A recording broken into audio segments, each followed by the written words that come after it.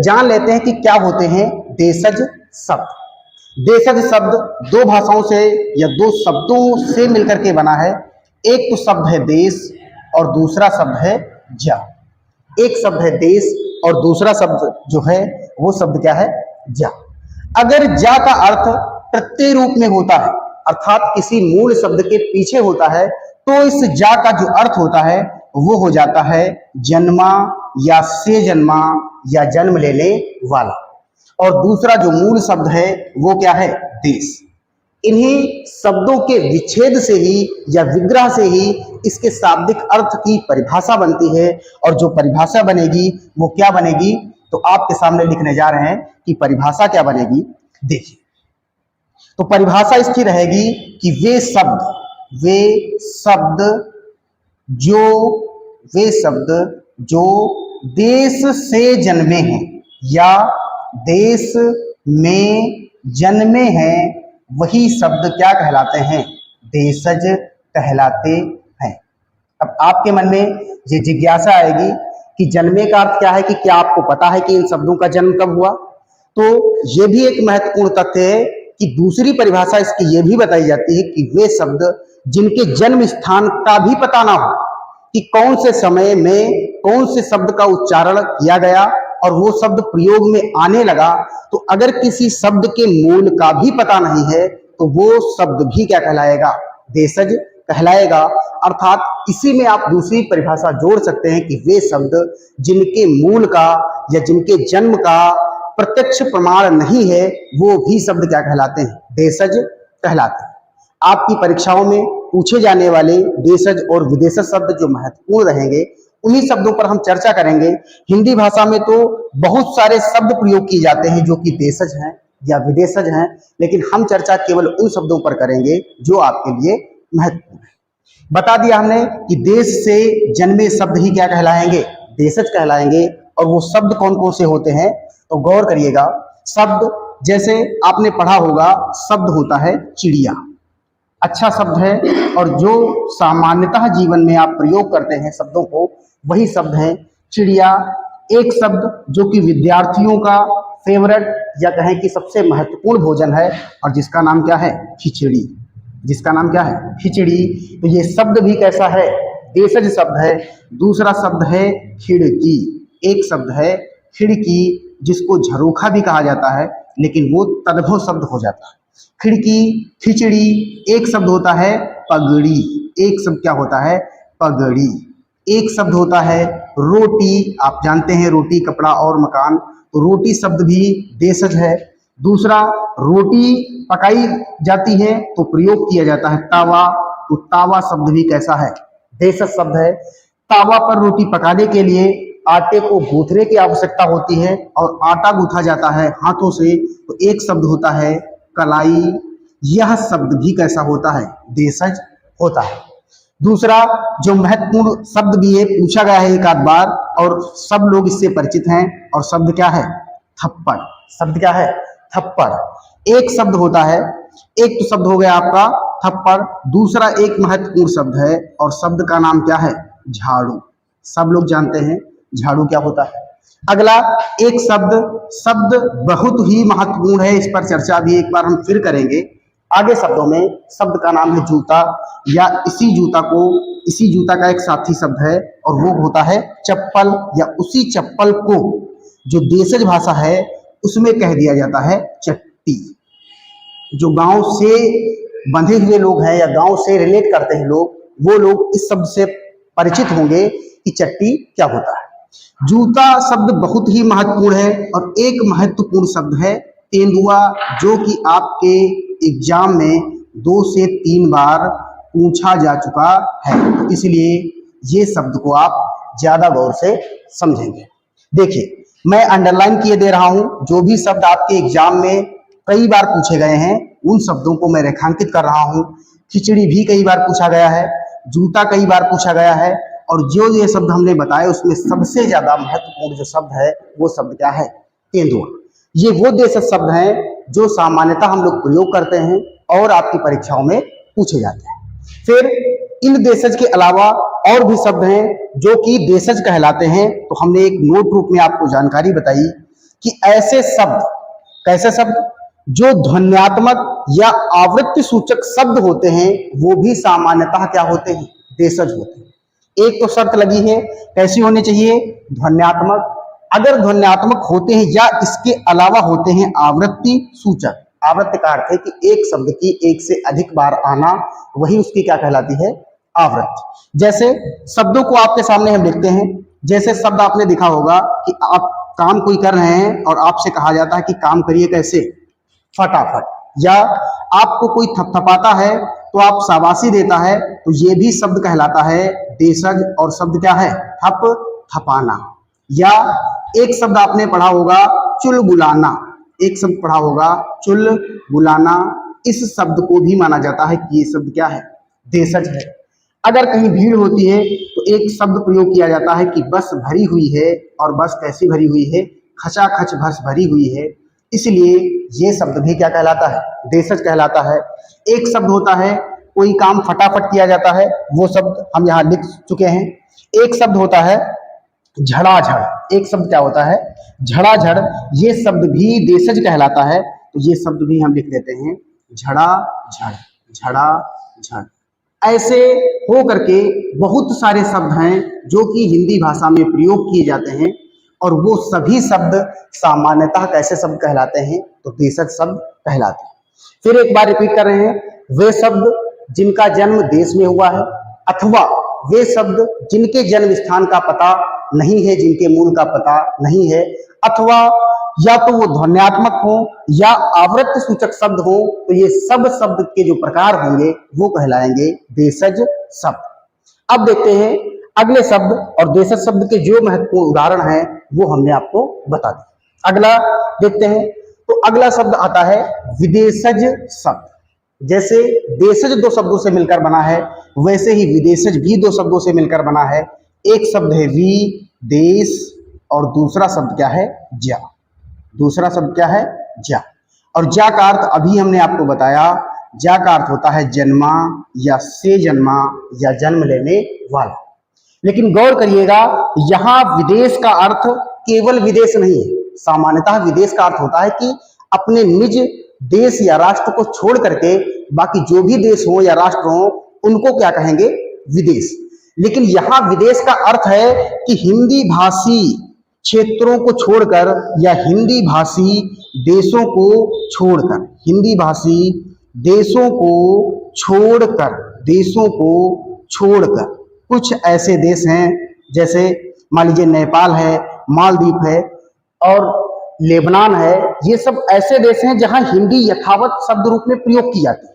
तो अगर आप ये परिभाषा इसकी देते हैं कि विदेश में प्रयुक्त शब्द या विदेश के प्रयुक्त शब्द विदेशज कहलाएंगे, ये परिभाषा पूर्णतः इस परिभाषा को संतुष्ट नहीं करेगी। इसका अर्थ यह है कि इसकी परिभाषा जो होगी, यहाँ विदेश का अर्थ आएगा कि हिंदी भाषी देशों को छोड़कर अन्य जो भी देश होंगे उनकी जो भाषाएं हैं, वो भाषा चाहे तुर्की हो, चाहे अफगानी हो, चाहे पाकिस्तानी हो, पाकिस्तान में तो खैर हिंदी ही बोली जाती है, या सिंधी हो, सिंधी भी आपके विदेशज के अंतर्गत आएगी, या तो चीनी हो, या अमेरिकी हो, या फ्रेंच हो, जो भी होंगे ये सभी भाषाओं के शब्द कहलाएंगे विदेशज शब्द। देखिए परिभाषा लिख रहे हैं कि परिभाषा इसकी क्या होगी, तो परिभाषा लिख रहे हैं कि विदेशज का अर्थ है कि हिंदी भाषा के अतिरिक्त, हिंदी भाषा के अतिरिक्त, के अतिरिक्त किसी भी भाषा का शब्द, किसी भी भाषा का, किसी भी भाषा का, भाषा के शब्द विदेशज कहलाते हैं। क्या कहलाते हैं, तो शब्द कहलाते हैं विदेशज शब्द कहलाते हैं, विदेशज शब्द कहलाते हैं, विदेशज शब्द कहलाते हैं।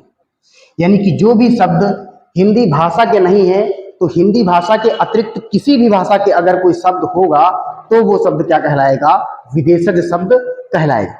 यानी कि अगर कोई हिंदी का शब्द है, वो कहीं नेपाल में या कहीं चीन में प्रयोग किया जा रहा है, या लेबनान में या मालदीव में प्रयोग किया जा रहा है, और आप कहें कि चूंकि वो भारत में बोला नहीं जा रहा है तो वो विदेशज हो जाएगा, तो ये पूर्णतया असत्य घटना होगी। वो शब्द देशज ही रहेगा, क्योंकि जो सही परिभाषा है, जो सटीक परिभाषा है, वो ये है कि हिंदी भाषा के अतिरिक्त किसी भी भाषा का शब्द अगर होगा तो वो विदेशज कहलाएगा। हिंदी भाषा की एक विशेषताओं में एक विशेषता यह भी शामिल है कि हिंदी जो भाषा है वो श्लिष्ट योगात्मक है।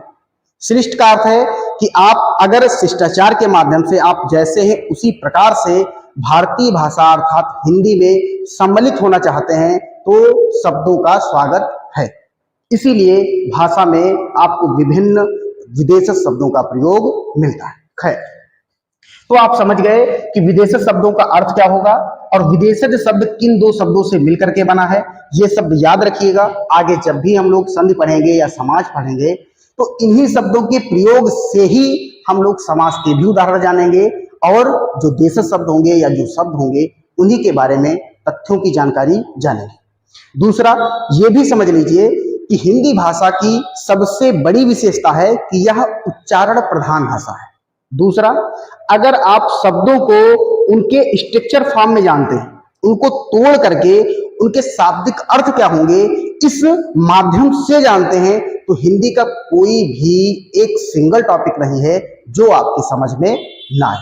देखिए, सब देखते हैं तो विदेशज के अंतर्गत अलग अलग भाषाओं के शब्द प्रयोग होंगे। अरबी होंगे, फारसी होंगे, तुर्की होंगे, जापानी होंगे, चीनी होंगे, फ्रांसीसी होंगे, इसके अलावा भी हो सकते हैं। तो कुछ महत्वपूर्ण शब्दों पर हम लोग चर्चा करते हैं। जैसे सबसे पहले हम शब्द पढ़ेंगे और वो शब्द क्या होंगे, अरबी शब्द, जो आपके एग्जाम के वे से बहुत महत्वपूर्ण रहेंगे, उनको मैं रेखांकित करता हुआ चलूंगा। तो अरबी शब्द के अंतर्गत आते हैं आदमी, औरत, आदत, जिला, तहसील, अदालत, कर्ज, इज्जत, कुर्सी, किताब, कलम, फैसला, अल्लाह, पैगंबर, फैसला। महत्वपूर्ण शब्द है मुहावरा, महत्वपूर्ण शब्द है सल्तनत और महत्वपूर्ण शब्द है इस्तीफा। और इसके अलावा भी महत्वपूर्ण शब्द आते हैं जो कि कैसे कहलाते हैं, अरबी शब्द। आप मेथड समझ लीजिए या ट्रिक समझ लीजिए कि अरबी शब्द के अंतर्गत जो शब्द आते हैं और जो हिंदी में प्रयोग होते हैं, उनमें आपने देखा कि अदालत, अदालत का अर्थ है जो भी न्यायालय से संबंधित शब्द हैं, वो चाहे जज की कुर्सी हो, चाहे फैसला हो, चाहे आदमी हो, चाहे औरत हो और चाहे कुर्सी हो और चाहे संविधान को मान लीजिए कि एक किताब है, किताब हो और किताब के साथ में कलम होगा और वो सब रणनीति होगी, क्यों, इज्जत के लिए होगी, उसको कहेंगे, जो जहां न्यायालय होगा उसको कहेंगे अदालत, और तहसील भी होती है। तो ये सारे शब्द क्या कहलाते हैं, अरबी शब्द। देखते हैं अगले विदेशी शब्द।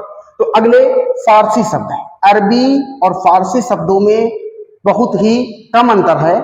और दूसरा एक महत्वपूर्ण आपको बात बतानी है जो कि स्किप हो रही थी कि विदेशज जो शब्द होते हैं इन्हीं शब्दों को कहते हैं आगत शब्द, इन्हीं को कहते हैं आगत या इन्हीं को कहते हैं अनुग्रहीत शब्द। बहुत ही महत्वपूर्ण जानकारी है, इन्हीं को कहते हैं अनुग्रहीत शब्द। किन शब्दों को, जो विदेशज शब्द हैं उन्हीं को कहते हैं आगत शब्द या तो कहते हैं अनुग्रहीत शब्द। आप लोगों को कमेंट बॉक्स में ये बताना है कि आगत स्वर कौन कौन से हैं। हमने आपको वर्णमाला में ये पढ़ाया है कि आगत स्वर या आगत वर्ण कौन कौन से हैं। इन दोनों प्रश्नों के उत्तर आपको कमेंट बॉक्स में करने हैं। चलिए देखते हैं फारसी शब्द। फारसी शब्द जैसे कबूतर, जानवर, सौदागर, खामोश, सरकार, मुर्दा, मुक्त, अखबार, रास्ता, आमदनी और सबसे महत्वपूर्ण है हिंदी। भारत के उत्तर प्रदेश में जो उत्तर प्रदेश राज्य है उसकी दो राज्य की भाषाएं हैं, एक है हिंदी और दूसरी है उर्दू। हिंदी 14 सितंबर 1949 से बनी और जो उर्दू है वो 1979 से उत्तर प्रदेश की राजभाषा बनी। दुख की बात यह है कि ये दोनों ही जो भाषाएं हैं इनके जो शब्द हैं वो अपनी ही भाषा के नहीं। आपने देखा हिंदी शब्द किस भाषा का है, फारसी भाषा। वैसे ही जो तुर्की शब्द है वो तुर्की भाषा का नहीं है, बल्कि जो उर्दू शब्द है वो उर्दू भाषा का नहीं है, बल्कि किसका है, तुर्की भाषा। तो ये भी आपको याद रखना है। और महत्वपूर्ण शब्दों में शामिल है शब्द कौन सा है? हिंदी। अगला है उम्मीदवार, आपको याद रखना है उम्मीदवार भी इसमें आएगा और कहीं चकबंदी भी इसी में आएगा। चेहरा, शराब, बंदरगाह, शहर, शादी, जान, कारखाना, जलेबी जो कि भारत की राष्ट्रीय मिठाई भी है। इसके अलावा चश्मा और दवा हो चाहे दुआ हो, और ये शब्द बीमा लिखा हुआ है, ये शब्द क्या लिखा हुआ है? बीमा, इसको हटा दीजिएगा। और बंदा, इसके अलावा भी शब्द हैं जो कि फारसी है। अगले शब्द हैं पुर्तगाली। पुर्तगाली के अंतर्गत कमीज, तौलिया, जो भी नहाने की सामग्री में प्रयोग होते हैं उसके ज्यादातर शब्द आपको मिलेंगे पुर्तगीज या पुर्तगाली शब्दों में। जैसे कमीज, तौलिया, अचार। ये अचार कौन सा है? खाने वाला अचार, और ये महत्वपूर्ण शब्द है। बाल्टी, साबुन, कमरा, आलपिन, अलमारी। आपको पता होना चाहिए तंबाकू भी कौन लाए? पुर्तगाली लाए। तंबाकू स्वास्थ्य के लिए हानिकारक है। काजू, गमला, सीता, गोभी, मिस्त्री, नीलाम, आलू, पादरी, संतरा, पिस्तौल, अनानास वर्तनी में पूछा जाने वाला बहुत महत्वपूर्ण क्वेश्चन है। इसके अलावा पपीता आदि। ये सब वो शब्द हैं जो कि कैसे हैं? पुर्तगाली। दूसरा, ये भी समझ लीजिए कि अगर आपसे क्वेश्चन पूछा जाता है तो आपको रटने की आवश्यकता नहीं है कि आप याद करें कि अनानास पुर्तगाली है, लेकिन हाँ इतना जरूर समझने की आवश्यकता है कि पुर्तगाली शब्द देशज तो नहीं है, ये क्या है? विदेशज है। क्योंकि जो क्वेश्चन पूछे का माध्यम होगा वो ऑब्जेक्टिव होगा और आपसे पूछा जाएगा। ज्यादातर क्वेश्चन जो बनते हैं वो इसी फॉर्म में बनते हैं कि निम्नलिखित में से कौन सा शब्द देशज है, अथवा निम्नलिखित में से कौन सा शब्द देशज नहीं है या विदेशज है। तो आपको केवल ये जानना है कि देशज ना है या विदेशज है, वो किस भाषा का है ये याद हो जरूरी नहीं। हाँ, कुछ महत्वपूर्ण शब्द हैं जिनको आपको याद कर लेना है, मैंने रेखांकित भी कर दिया है। देखते हैं अगली भाषा के शब्द। अगली भाषा है फ्रांसीसी। फ्रांसीसी में जो शब्द आएंगे अंग्रेज, पिकनिक, बिगुल, महत्वपूर्ण शब्द है कर्फ्यू, रेस्तरां, ये टा नहीं है, ये है ता, और रेस्तरां का अर्थ है रेस्टोरेंट, होटल।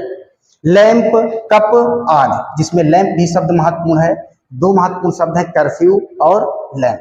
अगले शब्द हैं अंग्रेजी। अंग्रेजी के शब्द आप लोग जानते हैं, प्रयोग भी करते हैं। शब्द है अपील, ये कमेटी शब्द लिखा है, appeal, committee, commission, steel, press, rail, cycle, truck, rail, bank आदि। ये सब कैसे हैं? जिसमें बैंक शब्द महत्वपूर्ण है, इसका हिंदी रूपांतरण क्या होता है? कोष। क्या होता है? कोष। अगले शब्द है तुर्की। करंट अफेयर का क्वेश्चन है कि तुर्की का जो नया नाम है वो हो गया है तुर्कीये। तुर्की का नया नाम क्या हो गया है? तुर्कीये। तो अब कहेंगे तुर्कीये शब्द कौन से होंगे? मुगल, बेगम, तोप, बारूद, जो भी मारने वाली सामग्री है, हमलावर सामग्री है, वो सभी सामग्री कहलाएंगी तोप, यानी कि तुर्की शब्द। जैसे मुगल, बेगम, तोप, बारूद, जालिम, चाकू, खंजर, और सबसे महत्वपूर्ण शब्द है उर्दू, बंदूक, ऊंची। ये शब्द बगादुर नहीं, ये शब्द लिखा है बहादुर। फिर शब्द लिखा है लाश। अगला शब्द है लफंगा। अगला शब्द है जिंदगी। ये महत्वपूर्ण शब्द हैं जो कि कैसे हैं? तुर्की शब्द। अगला देखिए कि अगला शब्द कौन सा है। तो अगले शब्द जो आपके आएंगे, तुर्की शब्द हम लोगों ने पढ़ लिए। अगले शब्द हैं कुछ शब्द जो कि चीनी, जैसे चाय, लीची, तूफान, चीकू, चाउमीन। चाउमीन, पिज्जा, बर्गर, या इन सब को छोड़ दें तो एक पदार्थ होता है या खाद्य सामग्री होती है माइक्रोनी, जो कि स्टूडेंट्स की लाइफ को बहुत ज्यादा सहायता प्रदान करती है, जैसे खिचड़ी, जैसा कि देशज शब्द में आपको बताया था। अगला शब्द है जापानी, और जापानी में बहुत सबसे ज्यादा पूछा जाने वाला जो क्वेश्चन है वो है rickshaw. Rickshaw, tsunami, sayonara. Sayonara का हिंदी में अर्थ होता है अलविदा। सायोनारा का हिंदी में अर्थ क्या होता है? तो हिंदी में अर्थ होता है अलविदा, यानी कि विदाई के समय या जुदाई के समय जो शब्द प्रयोग किया जाता है। ये महत्वपूर्ण जापानी शब्द हैं। इसके अलावा भी बहुत से विदेशज भाषाओं के शब्द हैं जो कि हिंदी में प्रयोग किए जाते हैं। मैंने आपको वो शब्द बताए जो आपकी पिछली परीक्षाओं में या तो पूछे गए हैं या तो पूछे जा सकते हैं। देखते हैं, तो देशज हम लोगों ने पढ़ लिया, विदेशज पढ़ लिया। अब आपका एक नया शब्द आता है जो कि शब्द का नाम है संकर शब्द। परीक्षा में पूछा जाने वाला प्रश्न है और शब्द क्या है? शब्द का अर्थ है कि संकर शब्द। क्या होते हैं संकर शब्द? तो संकर शब्द वे शब्द होते हैं जो अलग अलग दो भाषाओं से, विभिन्न प्रकार की या अलग अलग दो भाषाओं से मिल करके जो एक नया शब्द बनता है वो कहलाता है संकर शब्द।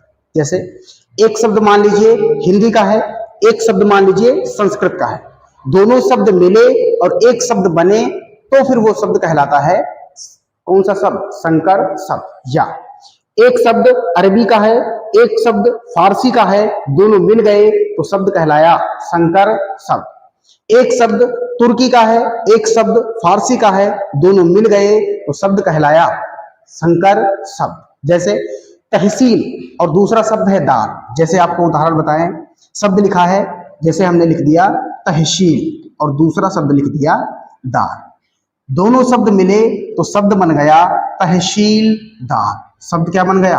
तहसीलदार। अब आपको पता है कि तहसील शब्द कैसा है? तो तहसील शब्द है अरबी। कैसा शब्द है? अरबी। और जो शब्द दार है ये फारसी भाषा का प्रत्यय है, तो ये शब्द कैसा हो जाएगा? तो ये शब्द हो जाएगा फारसी। और यही तो परिभाषा है कि अलग अलग भाषाओं के शब्दों से मिल करके बना शब्द ही क्या कहलाएगा? संकर शब्द। यानी कि तहसीलदार शब्द क्या हो जाएगा? तो ये हो जाएगा संकर शब्द। यही कहलाते हैं संकर शब्द। कुछ आपको अलग संकर शब्द बताते हैं जो कि उदाहरण के माध्यम से आप समझ पाएंगे। जैसे शब्द लिखा है रेलगाड़ी, जिसमें रेल अंग्रेजी का शब्द है और गाड़ी तुर्की का शब्द है। अगला है वर्षगांठ, वर्ष संस्कृत का शब्द है और गांठ काहे का? हिंदी का शब्द है, तो ये भी कहलाएगा।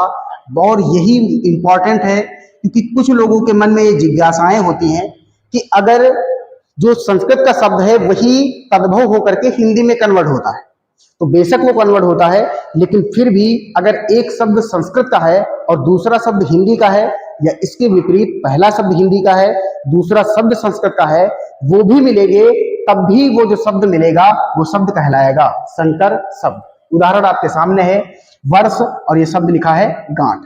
गांठ का तत्सम होता है ग्रंथ, तो वास्तव में ये हिंदी का शब्द है, इसका अगर तत्सम प्रयोग करते तो होता ग्रंथ। तो अगर वर्ष ग्रंथ होता तो पूरा शब्द होता संस्कृत का, लेकिन लिखा है वर्षगांठ, जिसमें वर्ष संस्कृत का शब्द है, गांठ हिंदी का शब्द है, इसलिए वर्षगांठ जो शब्द बनेगा वो क्या कहलाएगा? संकर शब्द। वैसे ही असुर गैस, असुर संस्कृत है, गैस काहे का है? अंग्रेजी का शब्द है। छायादार में छाया संस्कृत का है और दार शब्द अभी बताया आपको कि काहे का है? फारसी भाषा का प्रत्यय है। लाठी चार्ज में लाठी हिंदी का है, लेकिन चार्ज शब्द काहे का है? अंग्रेजी का है। अगला शब्द है टिकट घर, टिकट अंग्रेजी का है और घर शब्द काहे का है? हिंदी का है, जिसका तत्सम होता है ग्रह। अगला शब्द लिखा है रेल यात्री, रेल अंग्रेजी का है, यात्री संस्कृत का शब्द है। ऑपरेशन कक्ष में ऑपरेशन अंग्रेजी का है, कक्ष काहे का है? संस्कृत का। इसी प्रकार से नीचे और भी शब्द दिए गए हैं, आप लोग पढ़ सकते हैं। इसके अलावा भी आपको शब्द दिए गए हैं, जैसे जेल खाना, जेल अरबी का है और खाना शब्द फारसी का है। तहसीलदार, जो कि आपको बताया भी कि तहसील अरबी का शब्द है और फारसी का प्रत्यय है कौन सा? दार। वैसे ही घंटाघर, नौकरशाही, चित्तचोर, ये इंपॉर्टेंट क्वेश्चन है जो कि कई बार पूछा गया है। चित्त शब्द काहे का है? संस्कृत का। चोर शब्द काहे का है? हिंदी का। और मिल करके जो शब्द बनता है चित्तचोर। चित्तचोर, चित्त का अर्थ होता है मन और चोर का अर्थ होता है चुराने वाला, तो मन को चुराने वाला ही शब्द कहलाता है चित्तचोर। और ये भी शब्द कैसा होता है? तो ये शब्द होता है संकर शब्द। अगला शब्द है राजमहल, मुर्दा घर, अजायब घर, मालगाड़ी, तोप गाड़ी आदि। इसके अलावा भी बहुत सारे शब्द ऐसे हैं जो कि संकर शब्द कहलाते हैं। तो एक बार आप इन सभी शब्दों को देख लीजिएगा, किस भाषा के कौन से शब्द हैं, उनसे मिल करके जो शब्द बनेंगे वो शब्द कहलाएंगे संकर शब्द। परिभाषा एक बार फिर रिपीट किए देते हैं कि दो अलग अलग भाषाओं के शब्दों से मिल करके बने शब्द ही क्या कहलाते हैं? संकर शब्द। तो ये आपने संकर शब्द देखे।